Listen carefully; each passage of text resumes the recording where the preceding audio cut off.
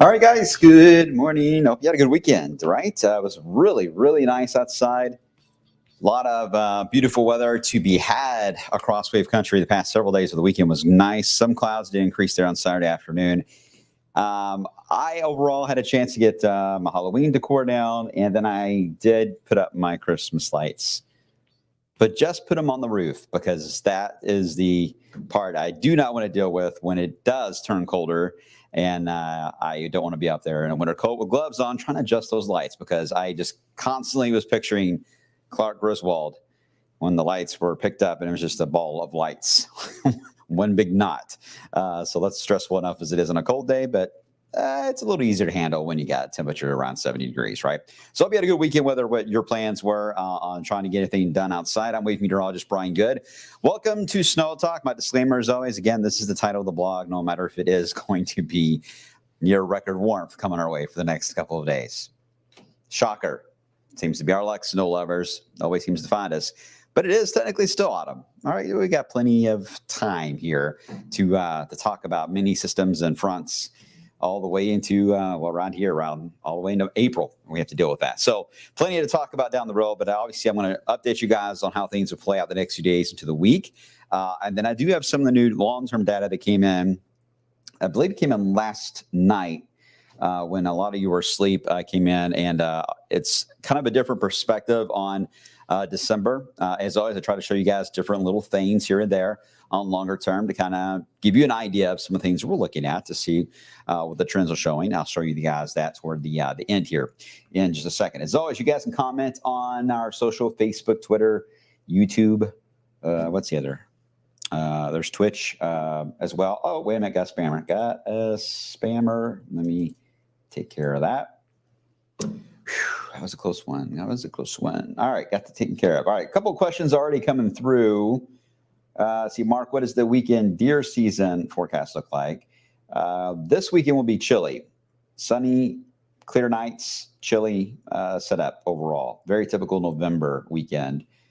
Derek, will there be 40-mile-per-hour winds in the area today? Nah, unlikely right now. I'm thinking it's going to be more like a 25 to 32, 33, something like that. Certainly enough to get your attention, but not to advisory level, which is good news. And we will see that wind at times tomorrow, but certainly ramping up a little more as we get into your Wednesday. It's that warm south wind, too, that's bringing in all that warm air our way. So as you might suspect, when we look at the snowboard,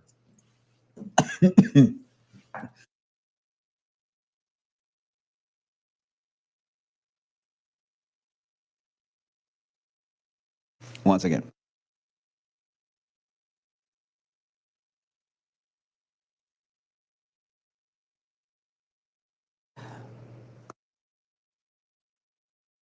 okay, I'm good now. I'm crying a little bit. Sorry about that. I don't think that's ever happened before. I just started choking uncontrollably. All right, so obviously I need to sit back and get a drink of water and just relax, right? Sorry about that, guys. But it's probably more so the idea that I was talking about no snow chances got me all choked up. That's pretty depressing. But hey, this is not a shocker. You guys know this. We're in a warm pattern. So let's move on.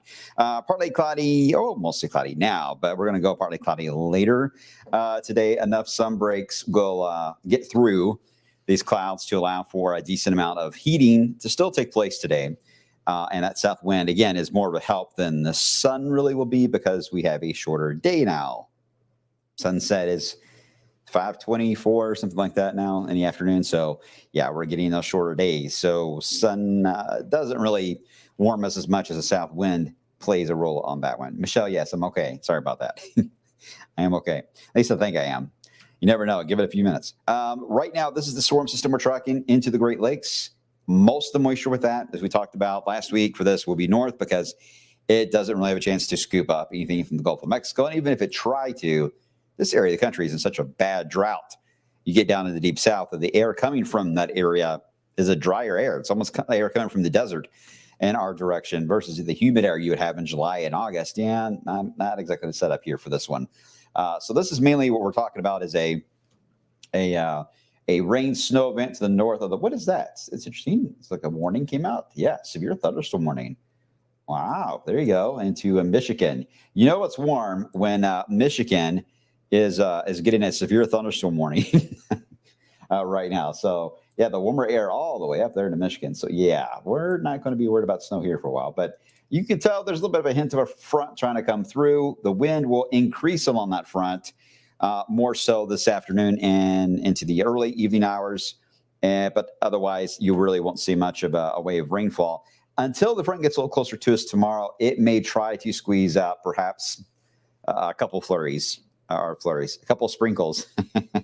Sorry, I had a Twix bar. I'm a little hyped up. A couple of sprinkles as we head into the day tomorrow for Election Day. I don't think it's anything to worry about. Just a few raindrops in the windshield, and that'll be about all she wrote on that one. All right, so here's Futurecast showing everything quiet today.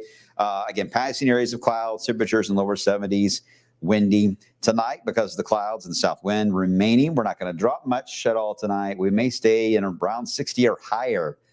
Not only tonight, but the next couple of nights. So, yeah, that helps in that furnace, right? Ease back on that. You may have to use the AC. And as we head into your election day, sprinkles are possible. Again, I don't see anything heavier than that showing up. If we end up cloudier and with sprinkles more than expected for the afternoon hours on election day, then we would only end up about 68 to 71 for high. If we get enough sun breaks in the afternoon, we can go as warm as 74, 75. For a high. We will likely split the difference on that and go generally right around the middle. The ballpark there, I would say lower 70s, barely over 70, is going to be fairly the average we'll see tomorrow because the clouds will be an issue because the front will be over us. So it makes sense. So we have to kind of just trend that on an hourly basis. But the good news is there's not enough moisture, not enough lift with the front to gather enough to create a lot of showers or thunderstorms or anything like that. Just some speckles of rain here and there. And that's about it. Now, once the front reverses and becomes a warm front, you will notice it starts to lift a little more to the north as we head into Wednesday morning. At that point, then we start to really ramp up the wind and get into the warm sector. And even our in-house model is going with temperatures closer to 80. I think we may actually exceed 80. I'm adjusting that update for the midday show today. Record, by the way, is 82. Set back way long time ago. 2020. So it may be at risk, especially in Louisville. Once we get into Wednesday night and Thursday, showers begin to break out, maybe a rumble of thunder. No severe weather, but rumble of thunder, you bet it's possible. The front will likely continue to move through with some showers all the way into Thursday afternoon, move in from north to south. So here's the reset of this. Here's Wednesday in a wider view. You see the front. Again, there's that band of rain Thursday morning, quickly shifting to the south. I don't think we'll get much out of that for Wednesday night, Thursday morning, maybe a tenth of an inch. Not much. But here's the question mark. As the front moves by, there will be another wave of low pressure wanting to catch a ride and move along it as we head into Friday. Question is, will that front still be slow enough to allow the wave to throw rain right into Indiana, Kentucky, up to Cincinnati? Or will the front have made some progression to where when that wave kicks in, everything misses us and aims more down toward Tennessee? Majority of the modeling, I think right now, is aiming south versus north, but it's only Monday. That could easily change. So just be aware, if you do have plans on Friday and you need it to be dry, this is the setup you need to watch for Friday. And we're not going to have a definitive answer on this until we really see where that front's going to settle. And because everything is really sluggish right now in our environment, in our latitude, it's a little tougher to call. But in general, the support is more of a Kentucky show. If anything, Indiana, your chances are not as high with that boundary. Once it sinks to south, we do get cool. Temperatures do ease back into the 50s during the day, 30s at night, maybe even some 20s. So it will get back to a, flip the furnace back on type of weather, but nothing extreme, fairly typical for November. That should last, I would say, roughly a week. Then we'll just have to see what happens toward mid-November into the Thanksgiving time period. Here's a look again at the polar vortex. Again, you're looking at the globe straight down, and the brighter blue indicating where the polar vortex is, although there is a cutoff low not far from Greenland. But you can see the core located there on the other side, really, of our neck of the woods, on the other side of the Arctic, heading towards Siberia. Now, here's the question, because until it moves out of that zone, we are dealing with a flooding of warm weather coming our way. We will likely get very fast-moving low pressures or troughs that will move through the Rockies and the plains and across the eastern part of the country. And we may get one or two or three moving on by. And each one of those could actually give us some beneficial rain out of them as they kind of pass through. But they look to be progressive. I don't see anything overly slow at the moment. Some warm air will accompany them, then we'll cool down, then warm air, and then cool down. So that looks to be the trend I'm seeing now as we get into the next time period, which will get us into Thanksgiving. That's the way it's looking. However, I was looking at some of the longer term data that came out, and now I'm changing your view a bit here. You're still looking at the North Pole, but now we're tilting things a bit on its side. Here is the United States, like right into here. Florida is over here. So again, you're kind of looking at it, well, actually the other way. There you go. You're looking at it that way. That's how you're looking at the map. I should have just tilted it. Anyway, this is a look at the polar vortex into mid to late December. Now, what is interesting here is it wants to show that it wants to get knocked out of its socket, which we talked about is key on that. Once it's on the move, what will happen? The Euro wants to try to signal. We could have some type of shifting going on with that to where maybe it could allow for cold weather to then invade the lower latitudes, which would be whether it's into Europe or into North America, including the United States. We don't know the answer yet, but once we see this signal, here's the bummer on this, or at least the stress of it all. This is about mid-December, about December 10th through the 13th, somewhere around there.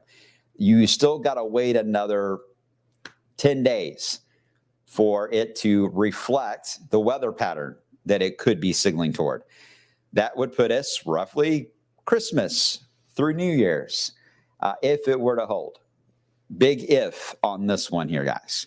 But it's an interesting signal nonetheless that continues to show up. We'll see if we continue to see that signal the polar vortex wants to shift. Usually we can't really tell the impacts of that until 2 weeks out.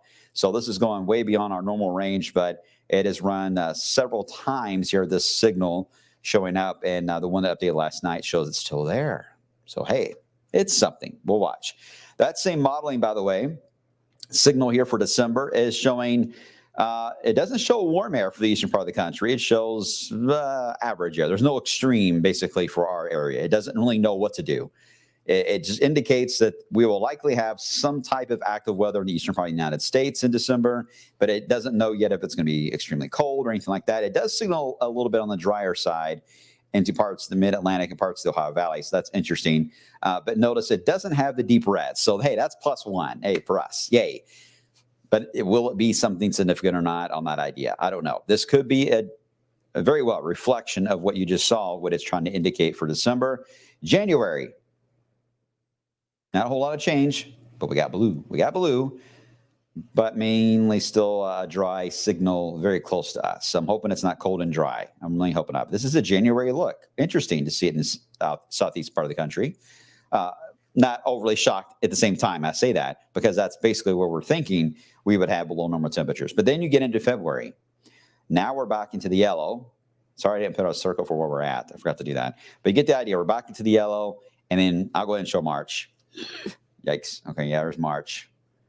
Oh, boy, that's a stormy look, right? So that's the way the new longer-term outlook was coming in for part there of the polar vortex and for North America. It's interesting. It's interesting to track this stuff, guys. I'm a big nerd about this kind of stuff. I think it's fascinating that we have the tools that we can to try to look and pick out signals, but they're not always right. So the game that we're playing here, and it's not a fun one, is to try to figure out which one's right and trying to fit in the reality of climatology and meteorology into it to figure out really what makes the most sense to take place, especially when you have other factors going on across the globe with El Nino and watching, of course, the sea ice extents, any blocking we got. And there's so much to look at. Your head will start to hurt. But at least one aspect of it is the polar vortex. And I do think it's interesting that it wants to try to make it to the point where it wants to shift.